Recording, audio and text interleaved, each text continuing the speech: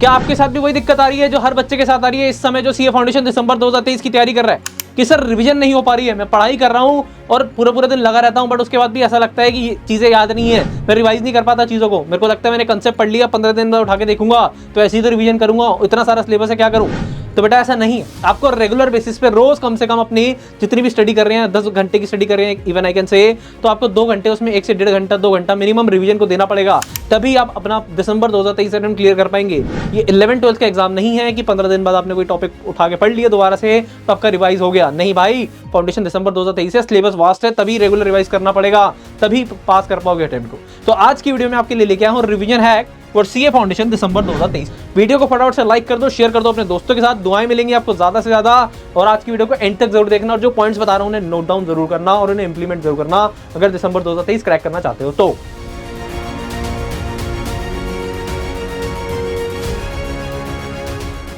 अब देखिए, सबसे पहले बात आती है अकाउंट्स की। तो बेटा वैसे तो मैंने आपको बता दिया कि रेगुलर 1 से 1.5 घंटा आपको रिवाइज करना है। अब कैसे रिवाइज करना है वो बता रहा हूं। देखो आपके ना सब्जेक्ट, हर एक सब्जेक्ट के अंदर कुछ कोर एरियाज होते हैं जिनको रेगुलर बेसिस पर रिवाइज करने की जरूरत होती है। आप रेगुलर बेसिस पे 2 चीजों को रिवाइज करेंगे। सबसे पहले क्या, या तो वो चीज मोस्ट इंपॉर्टेंट है या फिर आपको उस चीज में दिक्कत है। अभी पहले मैं आपको बता रहा हूं जो चीज मोस्ट इंपॉर्टेंट है।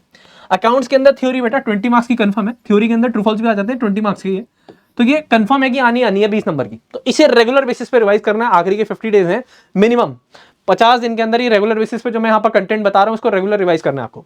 तो थ्योरी उठानी है, रिवाइज करनी है, ट्रू फॉल्स को रेगुलर बेसिस पे रिवाइज करना है। परफेक्ट प्रैक्टिस बुक है, उसके अंदर भी आपके ट्रू फॉल्स हैं, वरना हमने यूट्यूब पे सेशन लिया था, लिंक डिस्क्रिप्शन में गिवन है, आप वहां जाके वो देख सकते हैं। 3-3.5 घंटे का वो सेशन है, उसके अंदर सारे के सारे ट्रू फॉल्स कवर हो रखे हैं। तो थ्योरी को रेगुलर बेसिस पे रिवाइज करना है, रोज आधा घंटा देना है अपने इसको थ्योरी को रिवाइज करने में। उसके अलावा partnership, company accounts and NPO, ये तीनों चैप्टर मिला के ही ना आपके एग्जाम में 30 से 40 नंबर के आ जाएंगे। तो 50-60 नंबर का कंटेंट आपको रेगुलर रिवाइज करना है। सर इसमें रिवाइज क्या करना है बेटा, आपने नोट्स हैं, नोट से रिवाइज कर लीजिए। एक आधा क्वेश्चन जो आपको लगता है कि इंपॉर्टेंट है, आपने स्टार मार्क करा होगा पहली बार क्वेश्चन करते समय, तो उसे रिवाइज कर लीजिए। वरना फिर आपके पास है perfect revision book. Perfect revision book से आप देखेंगे कि आपकी पूरी की पूरी थ्योरी कवर हो जाएगी, सारे चैप्टर के आपके नोट्स कवर हो जाएंगे, सारे चैप्टर के नोट्स मिलते हैं आपको परफेक्ट रिवीजन बुक में। अगर मैं परफेक्ट रिवीजन बुक की बात करूं तो अगर एनपीओ, पार्टनरशिप, कंपनी, हर एक चैप्टर के सारे नोट्स होंगे। उसके अलावा उस चैप्टर के ना प्रायोरिटी क्वेश्चन होंगे। अगर आपने वो क्वेश्चंस कर लिए तो आपके उस चैप्टर के सारे कंसेप्ट क्वेश्चन के थ्रू कवर हो गए। तो आप इससे भी कर सकते हैं परफेक्ट रिवीजन बुक से। हाँ जी, और आगे देखना भी। अब आप कहेंगे सर परफेक्ट रिवीजन बुक का सिर्फ इतना सा यूज है, अभी आपको आगे दिखाता हूं कितना यूज है। चाहो तो आप अपने नोट से भी कर सकते हो, उसमें कोई दिक्कत नहीं है। उसके बाद अगर मैं बात करूं लॉ एंड बीसीआर की, लॉ एंड बीसीआर में बच्चों बीसीआर को नेगलेक्ट मत करना इस बार, बिल्कुल भी आखिरी मौका है ये, इसके बाद मई 24 में देखने को नहीं मिलेगा। तो बीसीआर का खुल के यूज करो। इसके अंदर बीसीआर के अंदर सबसे ज्यादा इंपॉर्टेंट है formats, notice writing, article writing, report writing, इनके फॉर्मेट रेगुलर बेसिस पर रिवाइज करो। परफेक्ट रिवीजन बुक में पूरा का पूरा बीसीआर 35 पेजेस में कवर है।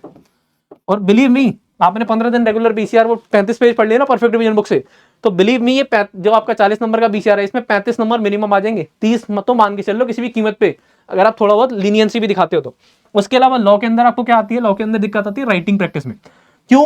क्योंकि आप क्वेश्चन को राइटिंग में नहीं करते, आप सिर्फ कॉन्सेप्ट को समझते हो, कर लेते हो। लॉ के अंदर जरूरी है कि जो लॉ की लैंग्वेज है ना उसको यूज किया जाए। लॉ की लैंग्वेज 100% यूज नहीं करनी होती, लॉ की लैंग्वेज यूज करनी होती है बेसिकली जो इंपॉर्टेंट कीवर्ड्स हैं। तो आपको रेगुलर बेसिस पे कीवर्ड्स की क्या कीवर्ड्स हैं, क्या स्पेलिंग होती है, कई बार आप स्पेलिंग में मिस्टेक कर देते हो, तो कीवर्ड्स को रेगुलर रिवाइज करना, ये भी परफेक्ट रिवीजन में एक सेपरेटली गिवन है कि इंडियन कॉन्ट्रैक्ट एक्ट के ये कीवर्ड याद कर लो भाई, ये केस लॉज हैं, ये सारी की सारी चीजें या ये इंपॉर्टेंट वर्ड्स हैं। तो कीवर्ड्स रेगुलर बेसिस पे रिवाइज करने हैं। प्रोविजन को रेगुलर बेसिस पे रिवाइज करना है।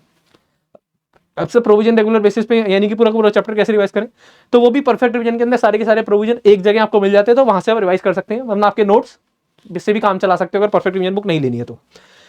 प्रोविजंस भी किसके रेगुलर बेसिस पे रिवाइज करने, अभी से लेके जब तक एग्जाम नहीं हो जाता तब तक sales of goods act, partnership, LLP, regular basis पे ये तीनों के तीनों चैप्टर के सारे प्रोविजन, जितना कंटेंट परफेक्ट रिवीजन बुक में दिया है ना, अगर वो मिनिमम कंटेंट है, अगर वो उतना रेगुलर बेसिस पे रिवाइज कर लेते हो तो पास है दिसंबर 2023।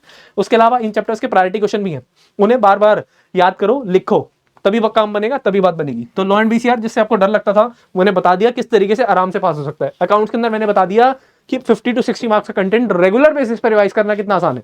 इसके अलावा आप अकाउंट्स के अंदर या लॉ के अंदर कोई वाला चैप्टर भी ले सकते हो जो आपको लगता है यार ये टफ लगता है मेरे को, मैं भूल जाता हूं, उसे रेगुलर बेसिस पर रिवाइज करो अपनी परफेक्ट रिवीजन बुक से, या फिर अपने नोट से रिवाइज करके क्वेश्चन प्रैक्टिस कर सकते हो। ठीक है जी। उसके अलावा maths stats Salaar, maths stats Salaar में आपको मैथ्स का फोबिया है भाई, स्टैट्स उठा लो। स्टैट्स के अंदर measure of central tendency, dispersion, correlation, regression, index number, तब चैप्टर को मत करो बट इन वाले चैप्टर्स को करो। अब आप कहेंगे सर इनमें फॉर्मुले बहुत हैं, तो फॉर्मुलास को रेगुलर बेसिस पर रिवाइज करो, एक जगह लिख के चिपका दो अपने कमरे में और रेगुलर बेसिस पर रिवाइज करो, क्वेश्चन प्रैक्टिस करो। तो आपको रेगुलर बेसिस पे फॉर्मुला, अब सर इकट्ठे फॉर्मुला नहीं मिलते, तो वो भी परफेक्ट रिवीजन में सारे के सारे फॉर्मुला, सारी प्रॉपर्टीज, सारे इंपॉर्टेंट कंसेप्ट एक जगह गिवन है, ठीक है जी।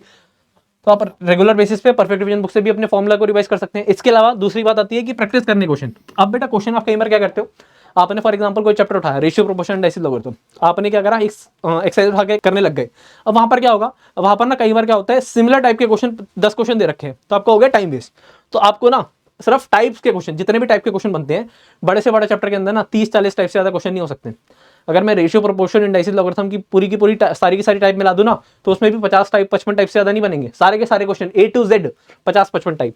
तो प्रैक्टिस करनी है आपको all types of important questions. वैसे हमने परफेक्ट रिवीजन बुक के अंदर, इसके अंदर भी मैथ्स एसएलआर में भी प्रायोरिटी क्वेश्चन डाल रखे हैं। अगर आपने वो कर लिए तो सारे के सारे यूनिक क्वेश्चंस, यूनिक कंसेप्ट अपने आप में यहाँ पर कवर हो जाएंगे, तो आप यहाँ से भी कर सकते हैं, ठीक है जी। तो आपने देखा कि कितना यूजफुल है परफेक्ट रिवीजन बुक। 365 पेजेस की वैसे ये टोटल बुक है। अगर मैं आपको बताऊं तो 297 रुपीज के अंदर आपको ये बुक मिलती है। आप चाहो तो इसे परचेज कर सकते हो, बट परचेज करना जरूरी है। क्यों? क्योंकि बेटा इसके अंदर आपकी सारी की सारी चीजें कवर हो रही है, सारा का सारा वो कंटेंट है जो दिसंबर 2023 क्रैक करा सकता है।